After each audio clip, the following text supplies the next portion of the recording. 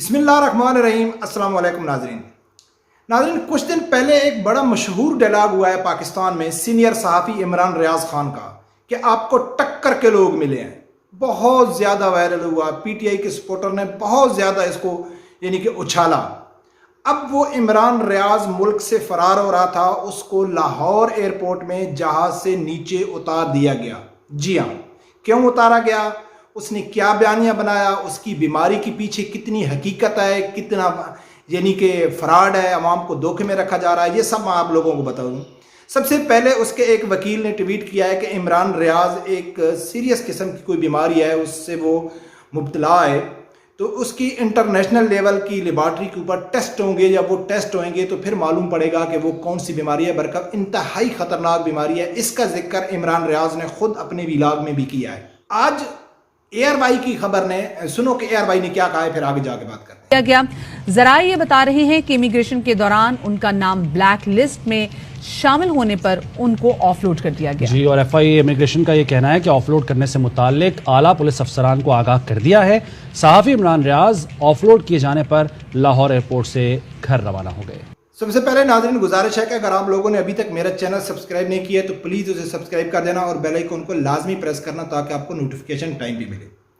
ناظرین سب سے پہلے بات کرتے ہیں کہ عمران ریاض کتنا بیمار ہے، کتنی اس میں حقیقت ہے اور کتنا یہ کمپرومائز ہوا ہے یا یہ ملک سے ابھی بھاگنے کی کوشش کر رہا ہے جہاں اس کو آف لوڈ کر دیا گیا۔ آگے اس کے ساتھ کیا ہوگا اس کے اوپر بات کریں گے۔ اور دوسرے جو لازمی چیز کے اوپر میں بات کروں گا نا کہ عمران ریاض سے نہ میری کوئی ذاتی دشمنی ہے، نہ عمران ریاض کو میں عمران خان کو سپورٹ کرنے کی وجہ سے اس کے اوپر تنقید کرتا ہوں، اس کے خلاف ویڈیو بناتا ہوں۔ یقین مانیں کہ بہت سارے لوگ ہوں گے لیکن ابھی یہ میرے ٹارگٹ میں ہے۔ ہماری کسی کے ساتھ دوستی اور دشمنی صرف اللہ اور اللہ کے رسول کے لیے ہے۔ اس نے بہت غلط تجزیے کیے، غلط طریقے لبیک کے اوپر الزام لگایا، عمران خان کو ڈیفینڈ کیا۔ آسیہ کا مسئلہ ہو، فرانس کا مسئلہ ہو، ختم نبوت میں قانون چینجنگ کا مسئلہ ہو، تو اس نے عموماً منافقت سے کام لیا۔ وہ آج آپ لوگوں کے سامنے میں بتاؤں گا، بالکل حقیقت بتاؤں گا کہ آخر وجہ کیا ہے، صرف چھوٹی سی ایک رپورٹ کے آپ لوگوں کے سامنے رکھ کے۔ تو ناظرین اس کی وکیل نے کیا ہے۔ اب سوال یہ بنتا ہے کہ کسی کو بھی بیماری ہو سکتی ہے۔ میں یہ نہیں کہتا ہوں کہ عمران ریاض بیمار نہیں ہے، کبھی بھی کسی کو بھی کوئی خطرناک بیماری ہو سکتی ہے، لیکن 10 دن کی اس کی بیل تھی۔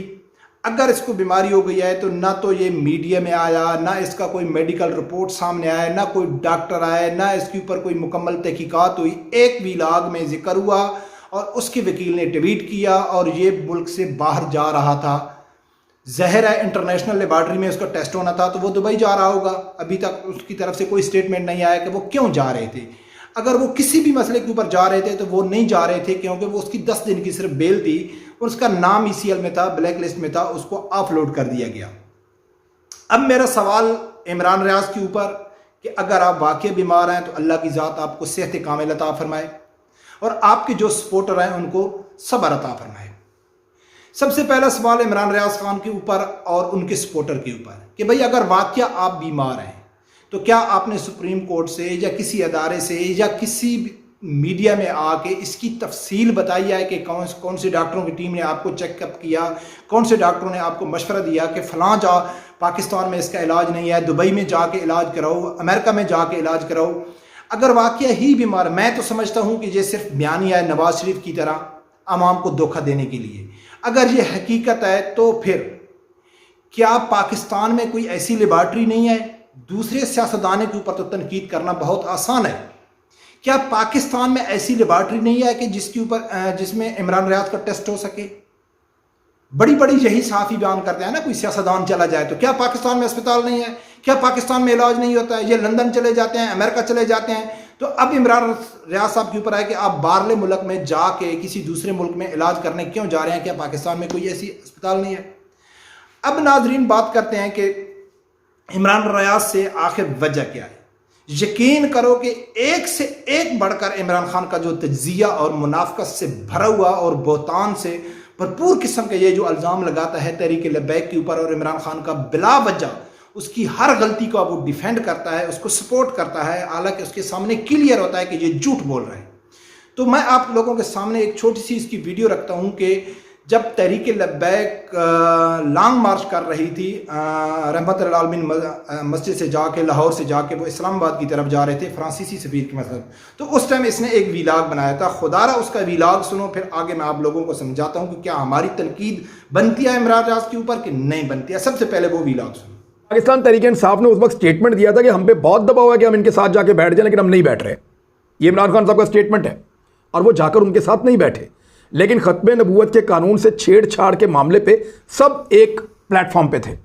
ہم بھی اسی معاملے پہ یوں ہی کھڑے تھے کہ نہیں، ختم نبوت کے قانون کے ساتھ چھیڑ چھاڑ نہیں ہونی چاہیے. اب اس مرتبہ جو جرم ہوا وہ فرانس میں ہوا ہے.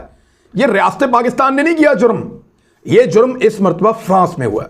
تو آپ اس بنیاد پہ فیصلہ نہ کریں کہ کون کتنا بڑا عاشق رسول ہے. جو آپ کتنے لوگ ہیں سڑک کے اوپر؟ 2 لاکھ ہوں گے، 2.5 لاکھ ہوں گے، 3 لاکھ ہوں گے، 10 لاکھ ہوں گے. تو یہ 10 لاکھ عاشق رسول ہیں، باقی 22 کروڑ پاکستانی عاشق رسول نہیں ہیں. How is it possible? یہ ممکن نہیں ہے. ہر مسلمان جس نے کلمہ پڑھا ہے، نبی کا، اللہ کا کلمہ پڑھا ہے، وہ عاشق رسول ہے. ناظرین، یہ اس ٹائم عمران ریاض صاحب کا ویلاگ اس نے کیا تھا، اور اس نے عمران خان کو سپورٹ کیا تھا کہ جس ٹائم تحریک لبیک ختم نبوت کے اوپر احتجاج کر رہی تھی نون لیگ کے خلاف، تو اس ٹائم اس کا احتجاج ٹھیک تھا کیونکہ وہ پاکستان میں گستاخی ہو رہی تھی. اور اب فرانس میں ہو رہی ہے تو ان کا حق نہیں بنتا ہے. اور یہ کون لوگ ہیں؟ اور اس نے خود عمران ریاض نے بھی وضاحت کر دیا ہے، اور میرے پاس وہ بیان بھی موجود ہے کہ عمران خان نے کوٹ گلے والے پیروں کے سامنے کھڑا ہو کے، علماء کرام بھی بیٹھے ہوئے تھے، تو اس نے کہا تھا کہ میری پارٹی کی طرف سے بہت زیادہ پریشر تھا میرے اوپر کہ آپ تحریک لبیک کے ساتھ جا کے بیٹھ جائیں. جو ختم نبوت میں چینجنگ ہو رہی تھی تو آپ ان کے ساتھ بیٹھ رہے ہیں. تو عمران خان کہتا ہے میں نہیں بیٹھا تھا. یہ پوائنٹ نوٹ کرنے کا، عمران خان نہیں بیٹھا تھا. اور یہ بھی عمران ریاض تسلیم کر رہا ہے کہ ختم نبوت جو چینج ہو رہی تھی وہ غلط ہو رہی تھی، ہم نے ان کے خلاف آواز اٹھائی. اس نے اٹھائی ہے یا نہیں اٹھائی ہے، یہ تسلیم کر رہا ہے کہ ہم اس چیز کو نہیں مانتے تھے. آگے وہ کیا کہہ رہا ہے تحریک لبیک کے اوپر اعتراض کر کے کہ آپ لوگ کون ہو کس کو عاشق رسول کہنے والے؟ کیا جو لوگ آپ کو سپورٹ کرتے ہیں وہ عاشق رسول ہیں اور باقی جو لوگ ہیں وہ عاشق رسول نہیں ہیں؟ تو میں کہتا ہوں کہ جو بھی کلمہ پڑھتا ہے لا الہ الا اللہ محمد رسول اللہ، اللہ اور اللہ کے رسول کا کلمہ پڑھتا ہے، وہ عاشق رسول ہے. یہ الفاظ ہیں عمران ریاض کے. اب میں تو کسی کو نہیں کہہ سکتا ہوں کہ بھئی آپ عاشق رسول ہیں یا نہیں ہیں. ہم عمران ریاض کی بات کو لیتے ہیں کہ عمران ریاض کا پیمانہ کیا ہے کہ کلمہ پڑھنے والا عاشق رسول ہے. اب عمران ریاض کے اوپر سوال ہے اور اس کے سپورٹروں کے اوپر جو اس کے ویور ہیں اور جو پی ٹی آئی کے سپورٹر ہیں. تو اب ہمیں یہ بتائیں کہ جب ختم نبوت کا قانون چینجنگ ہو رہا تھا کہ جو بھی آدمی نبی اکرم صلی اللہ علیہ وسلم کی شان میں گستاخی کرے گا اس کی سزائے موت ہے، اس قانون کو چینج کر رہی تھی نون لیگ پوری، اور عمران خان خاموش تھے، اس کے ساتھ تھے. شاید خاقان عباسی کا بیان موجود ہے کہ یہ قانون چینج کرنے میں 3 بڑی جماعتیں ایک ہی پیج پہ تھیں، نون لیگ اور پی ٹی آئی اور یہ. تو اب عمران ریاض صاحب کے اوپر سوال ہے کہ یہ سب نان مسلم تھے، زہرہ کلمہ پڑھنے والے تھے. نون لیگ کلمہ پڑھنے والی ہے، عمران خان کلمہ پڑھنے والا ہے، پیپل پارٹی کلمہ پڑھنے والی ہے، اور یہ نبی اکرم صلی اللہ علیہ وسلم کی عزت کے قانون کو چینج کر رہے تھے. تو کیا یہ آپ کے نظر میں مسلمان عاشق رسول ہیں؟ کیا عاشق رسول ایسا ہوتا ہے کہ جس کے ساتھ عشق کرتا ہے تو اس کو معاف کر دیتا ہے؟ کوئی اس کی گستاخی کرے، اور ہمارے دین میں یہ ہے، ہمارے پاکستان کے قانون میں ہے، اور وہ چینجنگ کر رہے تھے اور یہ سب لوگ تھے. تو عمران ریاض کی نظر میں وہ بھی عاشق رسول ہیں. چلو ان کو چھوڑو. عبداللہ ابن ابی جو منافقین کا سردار تھا، وہ کلمہ بھی پڑھتا تھا، وہ حج بھی کرتا تھا، وہ نبی پاک صلی اللہ علیہ وسلم کے ساتھ جہاد بھی کرتے تھے، وہ ہر وہ کام کرتے تھے جو مسلمان کرتے تھے. پھر اس کو نبی اکرم صلی اللہ علیہ وسلم نے مسجد سے باہر کیوں نکال دیا؟ کیا وہ بھی عاشق رسول تھا؟ کیونکہ آپ کا پیمانہ تو کلمہ ہے نا، کلمہ پڑھنے والا سب عاشق رسول ہے.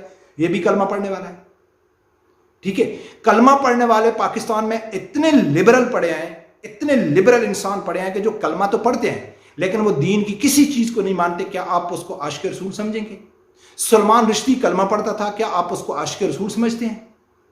وہ تسلیم کون سی تھی بنگلہ دیش کی، وہ گستاخی اس نے کی تھی، وہ بھی کلمہ پڑھنے والی تھی، وہ بھی کلمہ ہی پڑھتی تھی، سب کچھ کرتی تھی. کیا آپ اس کو عاشق رسول کہیں گے؟